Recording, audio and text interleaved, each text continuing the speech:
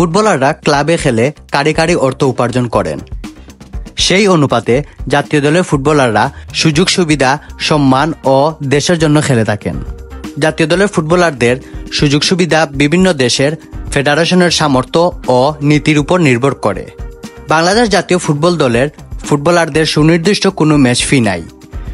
জাতীয় দলের ক্যাম্পে থাকলে ফুটবলাররা 20,000 টাকা করে পেয়ে থাকেন। কিট, জার্সি, টাকশু পেয়ে থাকলেও বুট, অন্যান্য সরঞ্জাম ফুটবলারদের নিজেদের ব্যবস্থা করে নিতে হয়। জাতীয় দলের ক্যাম্পে ফুটবলাররা ইনজুরি হলে ফিফা ক্লাবের আওতায় বাফুফে ফিফার মাধ্যমে ক্ষতিপূরণ অর্থ সংশ্লিষ্ট ক্লাবে প্রদান করছে গত কয়েক বছর যাবৎ। এছাড়া তেমন কোনো সম্মানী বা বিশেষ কোনো সুযোগ সুবিধা বাফুফে প্রদান করে না। ইংলিশ প্রিমিয়ার ফুটবল লিগে খেলা ফুটবলার হামজা দেওয়ান চৌধুরী বাংলাদেশের হয়ে খেলেছেন। 25 মার্চ ভারতের বিপক্ষে তার অভিষেকও হয়েছে।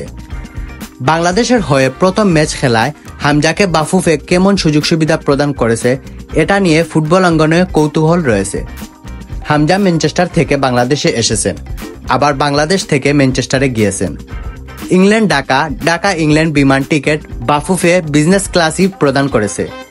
লম্বা বিমান ভ্রমণে খানিকটা স্বাচ্ছন্দ্য হওয়ার জন্য বাফুফে হামজাকে ইংল্যান্ডে আসা যাওয়ার ক্ষেত্রে বিজনেস ক্লাস টিকিট দিবে, এটা আলোচনা হয়েছে শুরু থেকেই। ইংল্যান্ড বাংলাদেশ যাতায়াত বিজনেস ক্লাসে করলেও হামজা ঢাকা থেকে শিলং এবং গুয়াহাটি থেকে ঢাকায় যাতায়াত করেছে দলের অন্য সবার সঙ্গে ইকোনমি ক্লাসেই। শিলংয়ের টিম হোটেলেও হামজা সাধারণ সিঙ্গেল রুমেই ছিলেন। টিম বাস ও অন্য ক্ষেত্রেও হামজা অন্য সবার মতো মানিয়েই চলেছেন। ঢাকায় টিম হোটেলে হামজা চৌধুরী একটি সিঙ্গেল বিশেষ কক্ষ পেয়েছিলেন, সেটা অবশ্য ফেডারেশনের নয়। হোটেল কর্তৃপক্ষ হামজাকে সম্মানার্থে বিশেষ কক্ষ দিয়েছিল বলে সূত্রে জানা গেছে। শিলং থেকে ফিরে আসার পর জাতীয় দলের ক্যাম্প সমাপ্তি হলেও বাফুফে হামজার দেশ ছাড়ার আগ পর্যন্ত তাকে ব্যবস্থাপনায় রেখেছিল। বাংলাদেশ দলের ম্যানেজার আমির খান হামজা চৌধুরীর প্রসঙ্গে বলেন, হামজা অত্যন্ত অমায়িক মানুষ। 1 সপ্তাহের মতো তিনি দলের সঙ্গে ছিলেন। বাড়তি কোনো চাহিদা বা অতিরিক্ত কোনো কিছু চাননি। অত্যন্ত সাধারণভাবে সবার সঙ্গে তিনি মিশেছেন এবং বিদ্যমান ব্যবস্থা ও পরিস্থিতির সঙ্গে দারুণভাবে মানিয়েছিলেন। 28 ফেব্রুয়ারি বাংলাদেশ দল এশিয়া কাপ বাছাই পর্বে ভারত ম্যাচের জন্য ফুটবলাররা ক্যাম্প শুরু করেন। প্রায় 1 মাস ক্যাম্প করলেও বাফুফে ফুটবলারদের হাতে 20,000 টাকা সম্মানী এখনও তুলে দিতে পারেনি।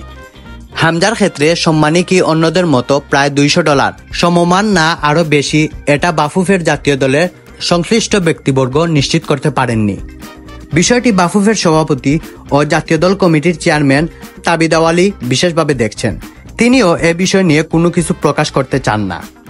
হামজা বাংলাদেশের হয়ে প্রথম ম্যাচ খেলবেন। এই ঐতিহাসিক ম্যাচ দেখতে ইংল্যান্ড থেকে তার পরিবারও এসেছে। হবিগঞ্জ থেকেও অনেকে শিলংয়ে উপস্থিত হয়েছিলেন। হামজার প্রথম ম্যাচ উপলক্ষে বিশেষ সৌজন্যমূলক কিছু ব্যয় হয়েছে বলে জানা গেছে ফেডারেশনের সূত্রে।